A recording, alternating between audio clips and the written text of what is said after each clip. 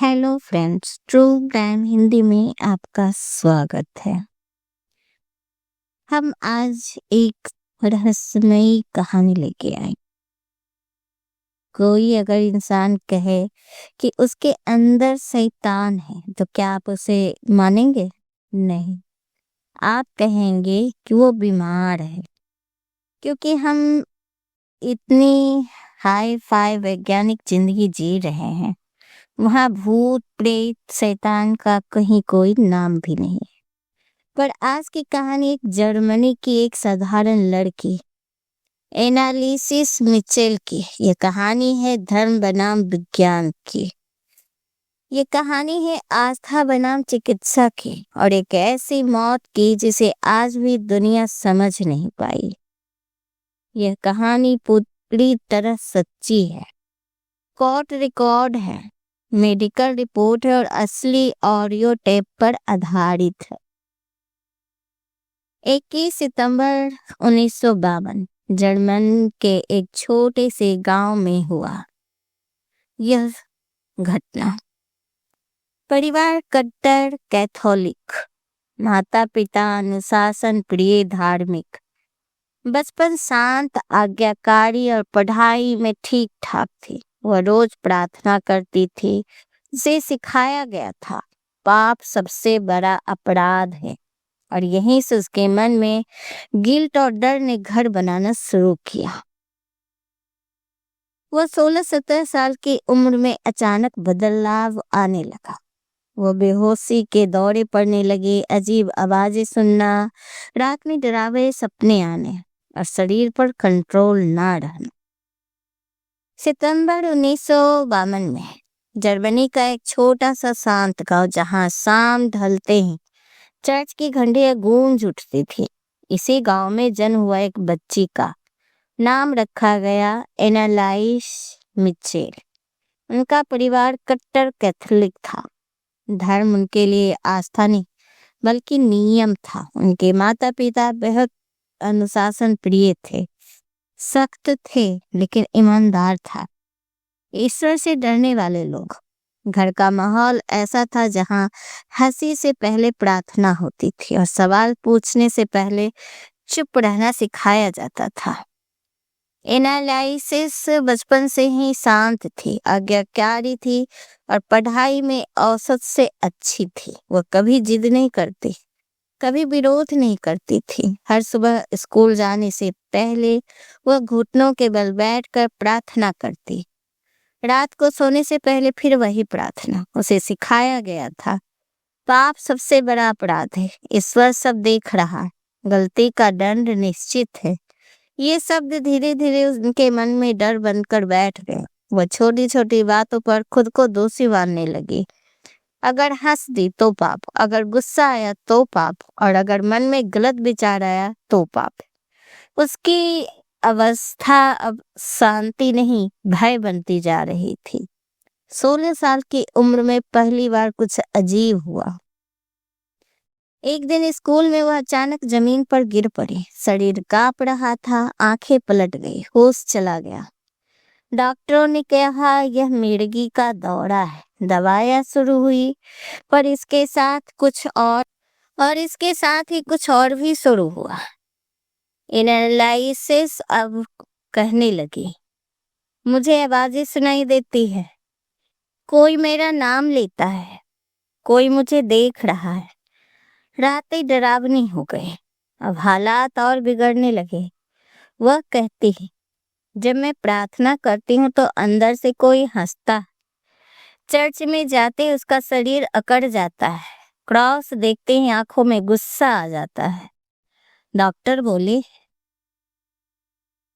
Severe depression और साइकोसिस है। पर परिवार वालों ने कहा और सोचा कि इतनी धार्मिक लड़की को मानसिक बीमारी कैसे हो सकती, और यही से धर्म और विज्ञान आमने सामने आ गए। एनालिसिस ने साफ कहा, मेरे अंदर कोई और है, यह मुझे नियंत्रित करता है। उसकी आवाज बदलने लगी, शब्द कठोर हो गए। कभी वह खुद को जमीन पर पटक देती, कभी दीवार से सिर मारती। परिवार डर चुका था। अब डॉक्टर नहीं, पादरी बुलाएगा। 1975 में चर्च ने विशेष अनुमति दी। 10 महीने में 67 बार एक्सोरिज्म हुए। कमरा बंद, दरवाजे सील, एनालाइसिस जमीन पर, घंटों तक मंत्र, घंटों तक चिल्लाहट। यह कहती है, मैं लूसीफर हूँ, मैं यह शरीर नहीं छोड़ूंगा। इन सत्रों की रिकॉर्डिंग हुई, लेकिन इलाज नहीं। जब पदारी उसका इलाज करे तो उसने खाना लगभग छोड़ दिया। वजन घटता गया, हड्डियां दिखने लगी। डॉक्टर नहीं बुलाया गया। 1 जून 1976 में 23 साल की उम्र में उसकी मौत हो गई। एनालाइसिस मिचेल की मौत हो गई। कारण डॉक्टरों ने बताया, भूख, पानी की कमी, इलाज की लापरवाही। पर पदारी का कहना था, वह शैतान ने ये सब किया। एनालिसिस कहने लगे कि मेरे अंदर कुछ और है। मुझे चर्च में जलन होती है, मैं भगवान का नाम नहीं सुन सकती। क्रॉस से डरती, चर्च से चिल्लाने लगती, पवित्र पानी थूक देती। परिवार डर गया। डॉक्टर बोले यह साइकोसिस है, पर परिवार बोला यह आत्मा का मामला है। लेकिन उसके अजीब गरीब हरकतों से सभी परेशान हो गए थे। 1 जून 1976 में घर के कमरे में एक 23 साल की लड़की का शरीर पड़ा था, बिल्कुल शांत, लेकिन शरीर बोल रहा था। हड्डियां साफ दिख रही थी, त्वचा सूखी, आंखें धसी हुई। डॉक्टर ने सिर्फ एक वाक्य लिखा, मौत भूख और पानी की कमी से हुई। यहीं से सवाल उठा, क्या यह सिर्फ मौत थी या अपराध? जर्मनी पुलिस ने जांच शुरू की। जांच में सामने आया, महीनों से डॉक्टर को नहीं बुलाया गया, दवाइयां बंद कर दी गई थी। 67 बार एक्सपोरिज्म, हालत बिगड़ती देखी गई पर रोका नहीं गया। एनालाइसिस के माता पिता 2 कैथोलिक पादरी, चार्ज लगाया गया। लापरवाही से हुई हत्या। देश में हड़कंप मच गया।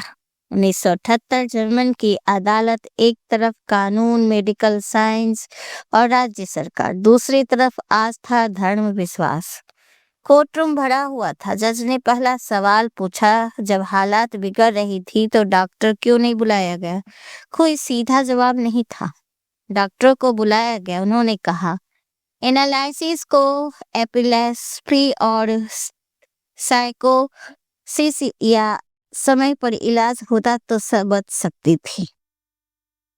एक्सोरिज्म उसकी हालत को और बिगाड़ दी। एक डॉक्टर का वाक्य था, यह आत्मा का मामला नहीं था, यह इलाज ना मिलने का मामला था। कोर्ट में सन्नाटा छा गया। जब अदालत ने टेप चलाए गए सबूत के तौर पर, जब उस समय रिकॉर्डिंग की गई थी, जब उसकी झाड़ फूक चल रही थी, कमरे में गूंजे एक डरावनी आवाज, चीखें, अलग अलग स्वर, गालियां, जानवरों जैसी आवाजें। कुछ लोग डर गए, कुछ रो पड़े। डिफेंस बोला, यह सबूत है कि वह पोजेस्टेड थी।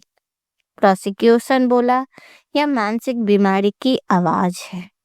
गवाहों ने बताया, एनालाइसिस खाना नहीं खा पा रही थी, वह चल नहीं सकती थी, मदद की गुहार कर रही थी। एक पड़ोसी बोला, हमने कहा था डॉक्टर बुलाओ, लेकिन विश्वास जीत गया और विज्ञान हार गया। माता पिता रोते हुए बोले, हमने अपनी बेटी को बचाने की कोशिश की। पदारियों ने कहा, हमने चर्च के नियम के अनुसार काम किया। उनका तर्क था, इरादा गलत नहीं था, हत्या का मकसद नहीं था, सब कुछ आस्था के तहत हुआ।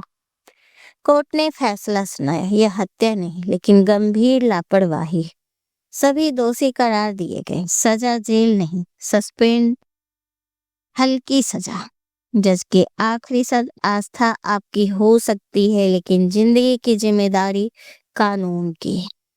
एनालिसिस, मिचेल का केस आज भी सिखाता है, जब विश्वास इलाज से बड़ा हो जाए तो परिणाम अक्सर कब्र तक पहुंचता है। वैसे एक कहानी ये भी है कि एनालिसिस को मेरी ने आकर सपने में कहा था कि अगर तुम्हें जिंदा रहना है, लोगों को विश्वास दिलाना है कि तुम्हारे अंदर शैतान है, तो तुम्हें जीना होगा, और नहीं तो तुम मेरे साथ चल सकती हो। उसने लोगों को विश्वास दिलाने की कोशिश की। उसने बताया कि मेरे अंदर सच में शैतान है। वहां के पदारियों का कहना था उसके जिस कमरे में रहती थी उस कमरे से बहुत ही गंदी सड़ी हुई लाश की बदबू आती थी। एनालिसिस मिचेल खुद ही सूसू करती थी और वही पी जाती थी। वो अचानक से अपने सर को दीवार पे दे मारती थी।